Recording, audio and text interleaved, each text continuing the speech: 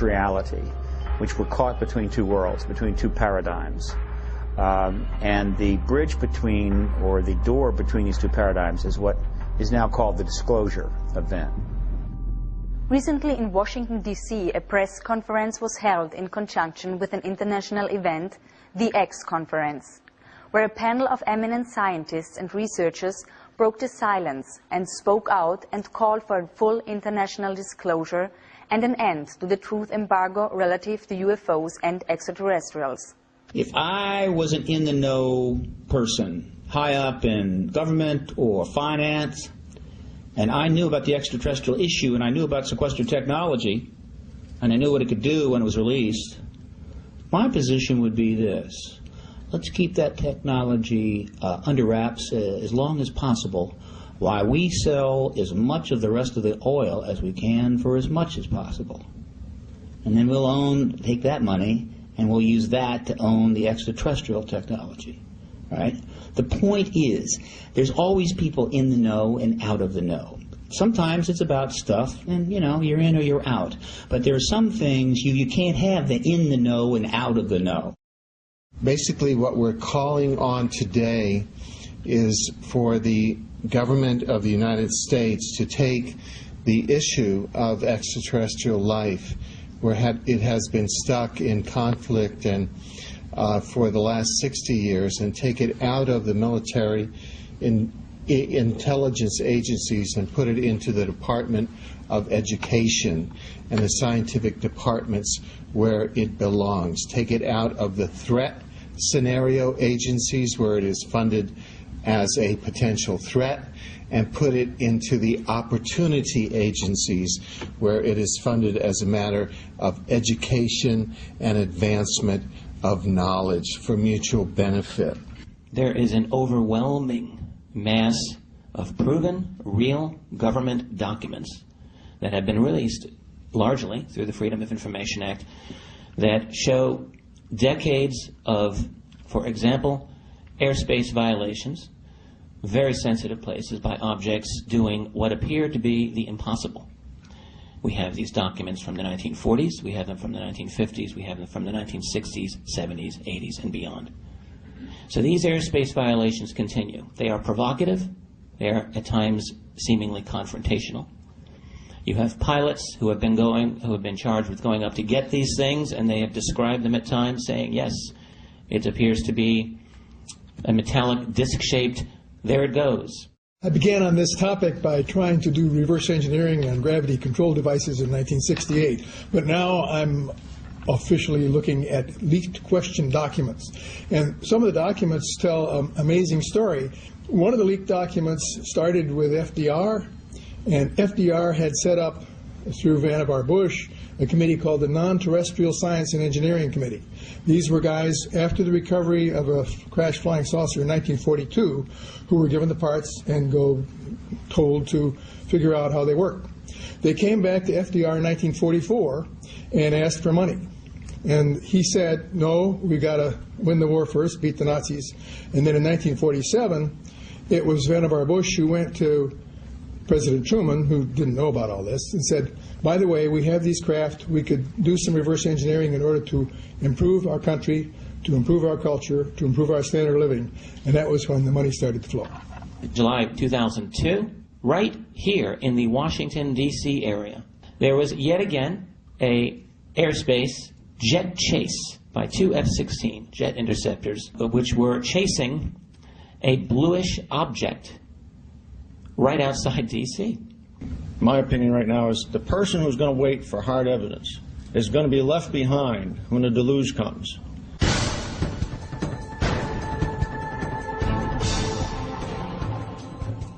Exopolitics offers a bridge out of the permanent warfare state, the permanent warfare economy, out of the permanent warfare industry, into transforming the permanent warfare industry into a cooperative, peaceful, space-age society integrating with universe society. So I began to look outside of the kind of conventional sphere. I began to explore theories for what it is that really is driving international politics.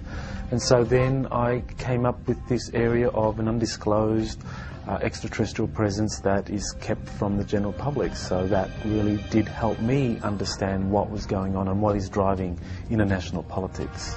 What's important is the structural blinders and the structural belief patterns and the structural paradigm.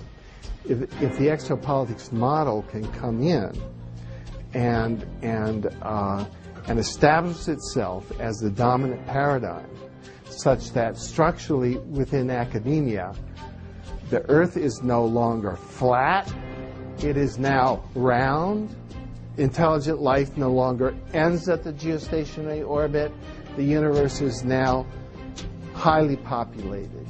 It's that sort of sea change that we need to unleash the huge public investment and private explosion of creativity and cooperation to turn our spaceship around to be able to survive the environmental pressures that are coming now, which have been the result of the embargo that we've been under.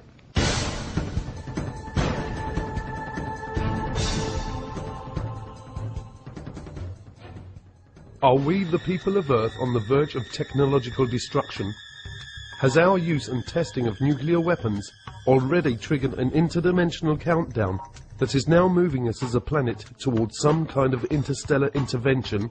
Even though there's clearly no evidence, I want to emphasize this, that these extraterrestrial civilizations are hostile towards us, I think they're very worried about our hostility. I always turn this on its head, because most of these sort of documentaries are always like alien invasion and all this stuff. No. The issue is that, if they were hostile, we would know it by now. It's clear to me that what's going on is that they're very concerned that at the time that humanity reached the ability to go into space, early space exploration, 50s, we also had already developed weapons of mass destruction and thermonuclear and hydrogen bombs and stuff.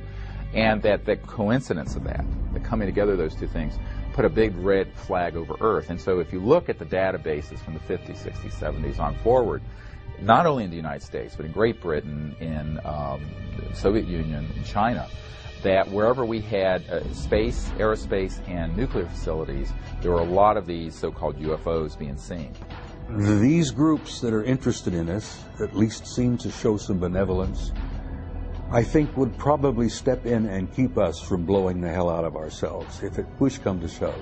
The onset of the whole UFO phenomena beginning about 1946, 47, and that I don't think it's coincidence that coincided with our development of nuclear weapons. And I think that out in the universe, they were horrified. They said, oh my God, the kids have found the matches. Well, they don't want us to destroy ourselves, and they don't want us to destroy this planet, and yet they're prohibited from directly intervening in our affairs and in our evolution. So I think that we've got crop circles and animal mutilations and abductions and sightings and increasing sightings and all like that, so that it's not directly impacting on us, and yet over this conditioning period we are coming to understand that we're not the only ones in the universe. And I think they're trying to kind of boost us up the evolutionary ladder so that we can grow to be full-class members of the intergalactic community instead of destroying ourselves through our petty bickering wars and nuclear holocaust. Like the dawning of a new day, the internet is quickly sweeping away the darkness. The truth will not be stopped.